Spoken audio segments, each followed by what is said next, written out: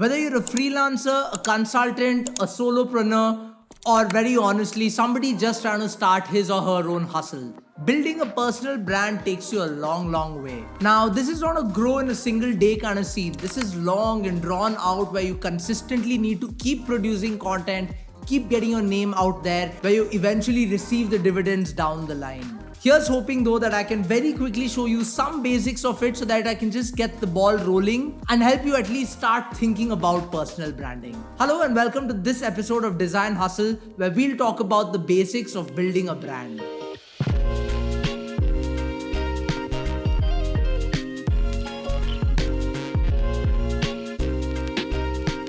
So, jumping right in, branding, if broken down into its various components, is easier to approach when you're developing one for yourself or for your clients. And that's precisely what we're going to do in this video, where we'll use a very specific framework that can guide you with creating your personal brand and help you break it into these tiny blocks that you can put together eventually and then build that perfect personal brand or business brand that you're looking to. So this is a framework I call VIP All Squared. Now, I know that may not make a lot of sense, but as I run you through it, you'll realize how easy acronyms make life in general. So 2 V's for vision and values, 2 I's for identity and image, and 2 P's for position and purpose. Let's see a little bit about them in more detail.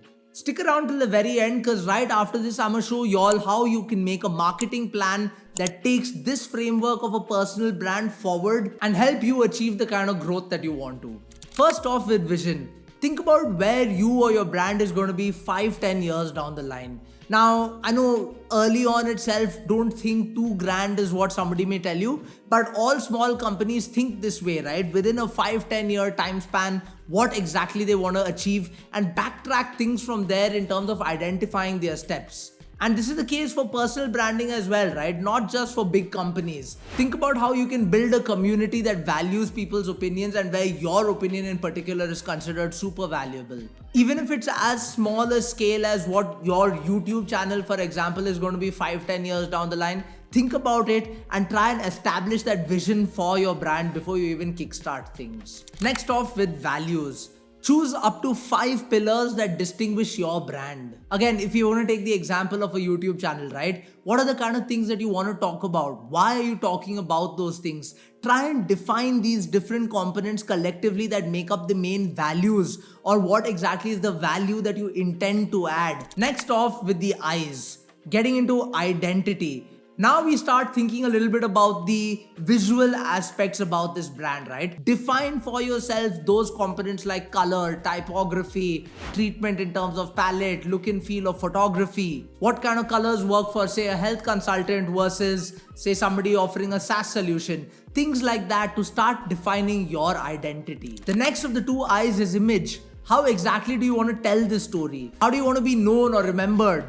You've already thought about where you want to be 5 years or 7 years from now, right? At that point, what is the opinion that people have about you or your brand? And what is that image that you're projecting right up there? Are you an expert, or are you fun to work with? Are you a professional? These are all the things that you need to know about yourself and lock on to kind of hinge on all the more when you're building your personal brand.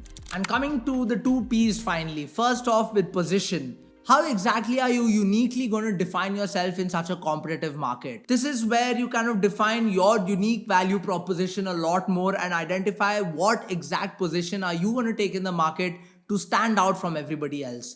I talk a lot about unique value propositions that freelancers and side hustlers, by the way, can identify for themselves in this video, so do check it out. But to give you an example, right, when we are selling our canvases and posters online, we kind of try and differentiate from the market a little bit by selling more vintage kind of art, pop culture from the 90s, 2000s that still have that craving today. And that's the kind of content that we are focusing on when we put out there. And that's kind of the positioning that we leverage for ourselves to make our sales for our e-commerce store. And finally, purpose. Clarify why your brand exists, right? Think of that mission. Kind of ties the entire vision thing that we talked about as the very first component of this framework. The reason why we're doing this is because of, at least the kind of stuff that I've seen in the year 2024 with the layoffs and a very terrible market and seeing so many people just ill-equipped to manage making a living for themselves out there, right? And if there was a way by which I could reach the masses, let them know a little bit about the stuff that I've done in the past and teach them a thing or two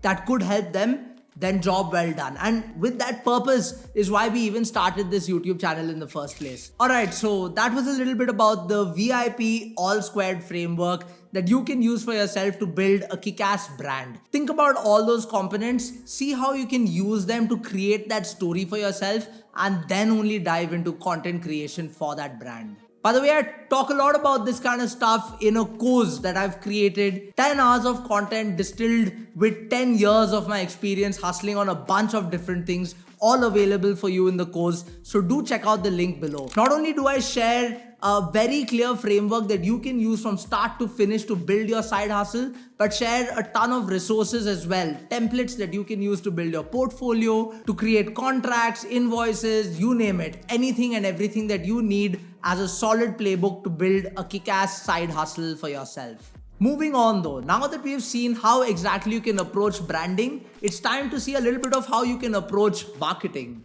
And what I'll do is kind of show you really quickly how we approach marketing for our clients. And the idea is to put your feet in the shoes of the client. Think of yourself as a client who's going through the journey of this particular marketing plan and use that to identify what plan works best for you. So marketing isn't just about great ideas, right? It's about how you can actually make them work. Sometimes we think we have to be really different, we need to stand out from the crowd. And yes, while that may be important, the fact remains, sometimes the same formula works with a slightly different disguise time and again. So the critical aspect over here is to find out what works more than what is different, right? So ideas matter, yes, but figure that component out a lot more in your marketing plan. And if you take that approach forward when you're approaching marketing your brand, you'll be a lot more successful. So this is where tactics come in, right? Where you're trying to maximize your client's return, the ROI, and kind of explain to them how exactly this marketing is going to change things for their product. Now, remember, I told you this is the plan that we use to kind of run our clients by a marketing plan that works for them. So you think about yourself as the client as you listen to this and identify for yourself what that marketing plan is. So first, we understand the client's needs. So try and identify what your needs are. What exactly do you want to achieve from this marketing? Something as vague as I want my brand to grow, I want more people to know about me may not really work unless you're more specific with a very clear goal in mind. That this particular marketing campaign is so that this particular product sells a lot more and increases my profit by say this percentage is how exactly you need to define it for yourself. So get objective, get specific, get dirty with how exactly you're planning this and think about it from a campaign short-term perspective, not really a long-term perspective. Before we move on though, to just give you a quick example, right? Understanding your client's needs. In Byju's, for example, before we even built the app, for the umpteenth time, making a new version of it, the amount of user research that we actually did to make sure that this is what children actually want kind of made it easier for us to then backtrack and plan the entire creation of the app. Now, I know product user research could be different from, say, understanding the market, but to a large extent, the more you do that, you do understand the market. You do identify what people want, and that's what you can then leverage for yourself when you clearly identify the needs that you're solving. Next is to clearly map out the customer journey. Think about, say, awareness, right? Do your customers even know about your brand? Conversion, what is the current buying process? Does it actually help with the purchase or not? Now, from a consultancy perspective, maybe it's just personal branding.